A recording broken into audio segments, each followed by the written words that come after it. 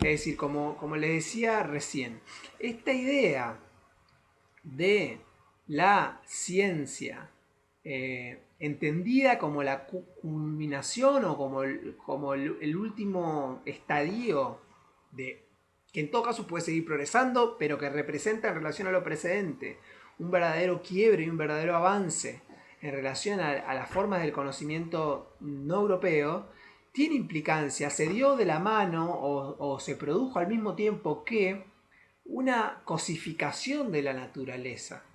Es decir, cuando el hombre, digamos, hay una idea que muchas veces se dice, bueno, la idea de que Dios ha muerto es una idea, digamos, de la filosofía moderna, pero no en el sentido, digamos, de la no creencia en Dios, de no creer más en Dios, sino que la religión y Dios, la figura de la creencia religiosa, es, digamos, es reducida, si se quiere, a una idea de una crianza, a una creencia privada, individual, que no tiene efecto público. Y eso que, más allá de, digamos, de la implicancia en términos religiosos que tuviera eso, que no nos vamos a poner a discutir porque sería otra discusión, que tiene que ver con la secularización y otras cuestiones, más allá de la implicancia de esto, en ese plano, lo interesante es pensar cómo eso se produjo, también produjo una absolutización del hombre.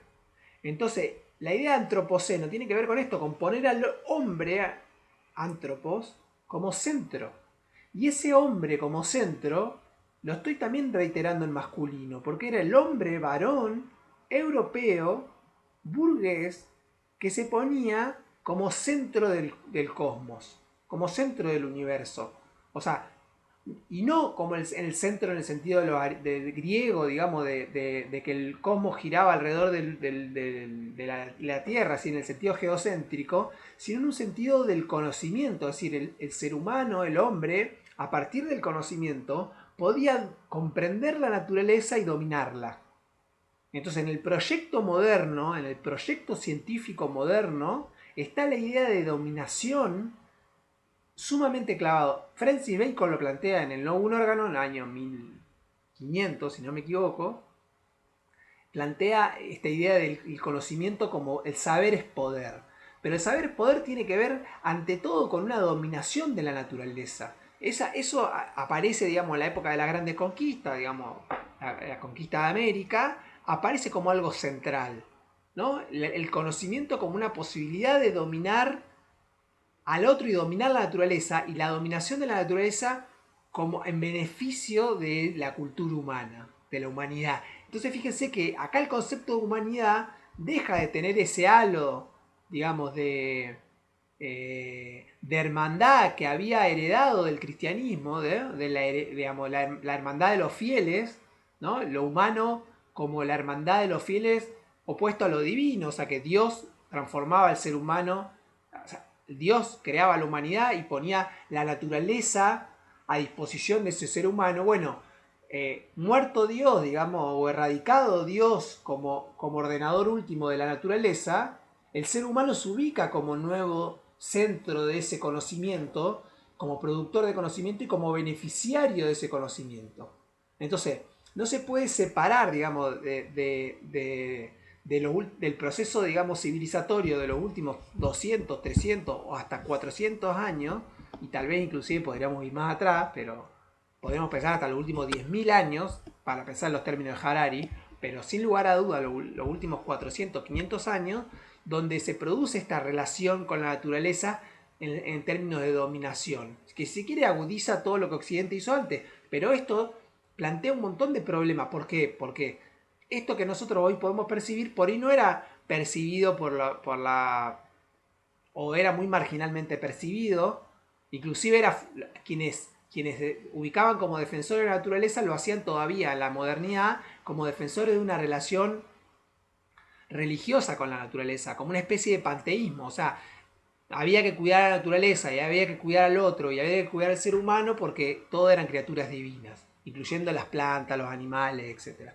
Bueno, eso que sería un panteísmo, digamos, cristiano, medio herético durante la modernidad, era muy marginal, no tenía un peso específico. La corriente hegemónica del pensamiento occidental era la idea de que la naturaleza era subordinada al ser humano y que en todo caso el ser humano, por medio del conocimiento natural, podía generar un conjunto de beneficios y que en todo caso todos esos beneficios iban a estar organizados y iban a estar y cuyo resultado iba a ser el progreso humano. Bueno, eso ha colapsado esa idea de los últimos 100 años, ha colapsado esta idea, digamos, de los últimos 100, 200, 150 años, ha colapsado esta idea de que todo el conocimiento humano y el desarrollo científico-tecnológico redunda de manera directa y lineal en un beneficio del ser humano. Es muy problemático, es muy polémico porque hay cuestiones éticas, digamos, etcétera. Pero bueno, o sea, no necesariamente el crecimiento económico implica el bienestar de la población, digamos. O sea, hay algo que he enseñado de la economía del siglo XX, es eso. No necesariamente el crecimiento económico implica bienestar y no necesariamente el crecimiento económico implica felicidad de las personas, digamos, ¿no? Entonces, hay un debate actual, contemporáneo, acerca de esas relaciones, digamos. ¿Cuál debe ser la relación del ser humano con la naturaleza? ¿Y cuál es el proyecto finalmente que nos podemos proponer como civilización, ¿no? Como civilización humana frente a la naturaleza? Digamos, ¿debemos desestimar los derechos de los animales no humanos? ¿El ecosistema es portador de derechos o no? Bueno, ¿de qué manera? ¿Cuáles son los límites de esos derechos? ¿O si la economía debe estar siguiendo dominante en el orden social o tiene que quedar subordinada a la biodiversidad, al respeto a las especies no humanas, etcétera? Bueno, ahí hay un problema. La modernidad separó ética y ciencia, la divorció, creó una ciencia separada de la ética. Inclusive esto está hasta propio de la biografía de Einstein, muestra este recorrido de una concepción científica separada de la ciencia a Einstein militando, digamos, o advirtiendo los peligros de la bomba atómica y de la energía atómica en el mundo, ¿no? O sea, ese recorrido, ese arco, ese proceso biográfico, también un poco muestra el recorrido, digamos, del debate acerca de la filosofía de la ciencia durante el propio siglo XX, digamos, que comienza con una idea de una ciencia totalmente separada de lo social y que culmina con un creciente cuestionamiento a cuál es el rol social de la ciencia. Y hoy se vuelve a debatir todo esto, sobre todo a partir de las cuestiones como la inteligencia artificial, las posibilidades de control social, el uso de datos, etc. Finalmente, la tecnociencia no significa otra cosa que la declinación de la ciencia y sobre todo el ascenso de la tecnología, es decir, la subordinación del conocimiento a la tecnología, entendida sobre todo como empresa, ¿no?